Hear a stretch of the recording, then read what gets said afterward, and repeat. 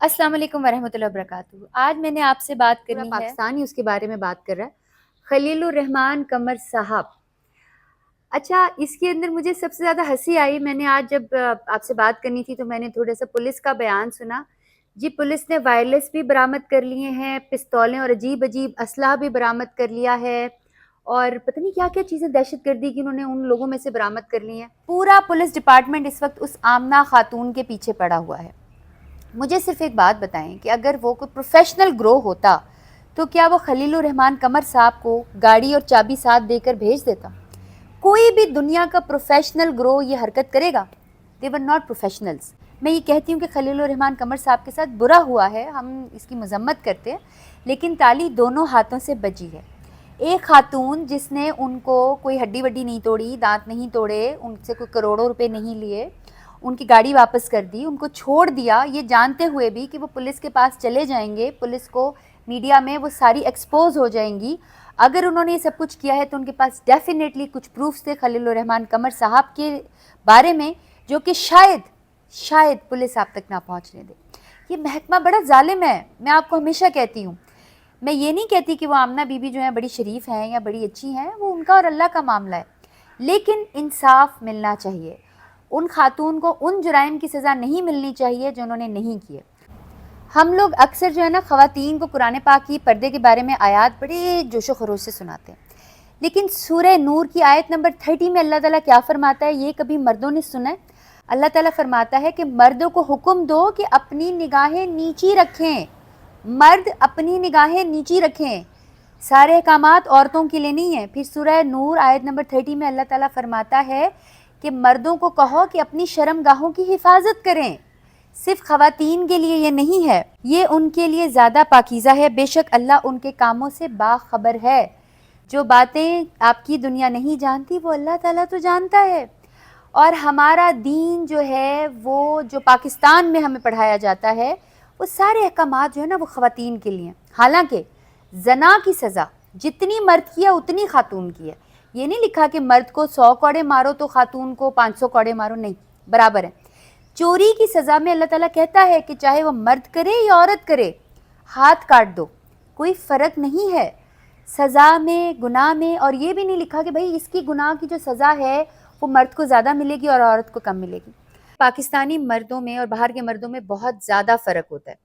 उसकी वजह जो है वो बहुत सारे मर्द मानेंगे नहीं, वो मेरी बात से इत्तेफाक नहीं करेंगे, लेकिन एक बात आपको कह दूं कि आपकी भी माएँ और बहनें ना इन्हीं सड़कों पर जाती हैं, इन्हीं बाज़ारों में जाती हैं। आप माने या ना माने, मुझे से फ़र्क नहीं पड़ता, लेकिन आपकी माँओं और आपकी बहनों को फ़र्क पड़ता है। लिहाजा हकीकत जान के जीना चाहिए।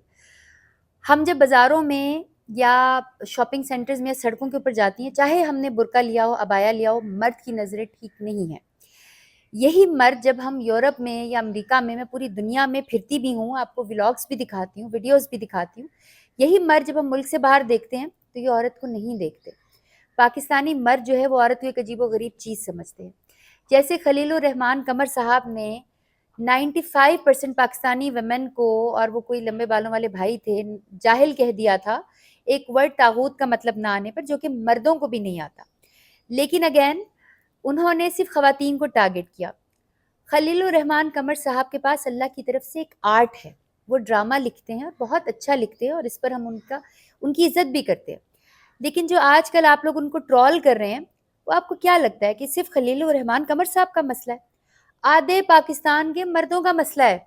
देयर आर वेमेन जो कि ऐसे मर्दों को पसंद भी करती हैं और उनके साथ थोड़े थोड़े अरसे के लिए, बट बड़े शॉर्ट टर्म इनके रिलेशनशिप्स होते हैं, because those relationship are not based on your spiritual energies. Those relationships are built on men's pocket and women's beauty.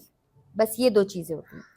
वो जो एक स्पिरिचुअल रिलेशनशिप होता है वो उनके दरमियान में नहीं होता। और जिस मर्द के पास पैसा है, पावर है, और या अच्छी एक नौकरी है, वो इतना वफादार नहीं होता, और उसकी बीवी के पास सिर्फ एक तरीका होता है अपना रिलेशनशिप चलाने का, कि वो खामोश रहे। जिस दिन वो बोली उस दिन तलाक के 3 हर्फ जो हैं वो उस खातून के पास चले जाएंगे। और वो खातून किसको कोसेगी? उस दूसरी खातून को कोसेगी जिसकी वजह से उसके शौहर ने ये सब कुछ किया। وہ یہ نہیں سوچے گی کہ بھائی تمہارا شوہر جو ہے وہ کوئی کاکا نہیں ہے، کوئی ایسا بچہ نہیں ہے جس کو کسی نے ٹافی دکھائی اور وہ وہاں پر چلا گیا، وہ ایک باشعور مرد ہے۔ اس وقت پاکستان میں کسی ایسے انسان کو انصاف نہیں ملتا جو حق پر ہے، اور کسی ایسے انسان کو سزا نہیں ملتی جس نے جرم کیا ہوا ہے۔ میں تو اکثر بلکہ جو پولیس کا جو نتیجہ ہوتا ہے میں ہمیشہ اس کے الٹ جاتی ہوں۔ اگر وہ پروفیشنل ہوتی یا ان کا گینگ پروفیشنل ہوتا اور جس قسم کی چیزیں پولیس نے ان سے برآمد کروا لی ہیں تو آپ یقین مانیں کہ وہ خلیل الرحمان قمر صاحب کو نا اتنے آرام سے نہ چھوڑتے۔ تو یہ ساری باتیں جو ہیں ان کو ایک دفعہ بیٹھ کے سوچیں، ان پہ غور کریں کہ ہم بحیثیت معاشرہ کہاں جا رہے ہیں، ہم کیا بننا چاہ رہے ہیں۔ خلیل الرحمان قمر صاحب نے جو کچھ بھی کیا، جو بھی ان کے ساتھ ہوا، کیا پتہ وہ ان کے اپنے اعمال ہوں، کیا پتہ اس کے بعد وہ خواتین کو اپنے ہر ڈرامے میں ایک ظالم، ایک چڑیل، ایک بد کردار، ایک 2 ٹکے کی عورت، ایک ایسی عورت جو کسی بھی مرد کے ساتھ جا کر سو جاتی ہے، ایسا پیش کرنا چھوڑ دیں۔ کیا پتہ وہ خاتون کی عزت کرنا شروع کر دیں۔ ایک بات آپ نے یاد رکھنی ہے کہ کسی کی عزت نہیں اچھالنی، کسی کی بھی عزت، چاہے وہ خلیل الرحمان قمر صاحب ہوں، چاہے وہ آمنہ بی بی ہوں، چاہے وہ کوئی بھی ہو، آپ کو حق نہیں ہے، کیونکہ کیا پتہ کس مظلوم کی بد دعا آپ کو لگ جائے۔